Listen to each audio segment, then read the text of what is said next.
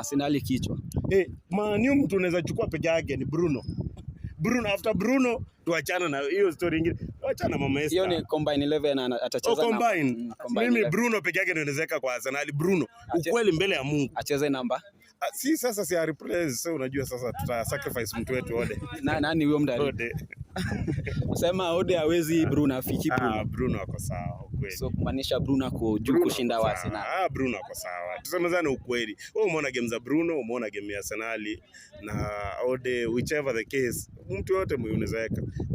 Bruno ako sawa mbele ya Mungu. Lakini hivi vitu vingine wanasema ati Mbeumo ni Matako tu ndiye ataleta. Ugopi hata Maino. Sasa Maino kweli, Maino. Mimi nimekuambia Brian kitu ataleta ni Kiara ama Matako tu. Tutakuwa leo. Ndio nakwambia kufunga yenye atafunga maybe unaona? Afunge mdomo. Nimesikia umesema mkipigwa utararua jezi. Kuna siku Eric Omondi alikuja hapa klabu. Aliniambia ndarue jezi ndio anipatie 20. Nilikataa. Lakini kesho Arsenal ikipigwa. Arsenal haipigwi. Emirates timu gani imepiga Arsenal? Ndio Man U tawapiga.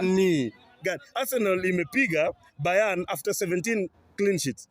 Arsenal imepiga Inter after 8 clean sheets. Arsenal a name just but a few. We don't want to express a lot of English. Unajua watu wa English mingi na hawa Man U hao. Yaani watu wenyewe there is a middle team lakini wana behaving ni kama it's a top flight. Man is a small team. Man U ni timu ndogo. Hatuna hao watu ni watu wenyewe. Ulidate msichana kitambo. Ngoja, ulidate msichana kitambo ukachana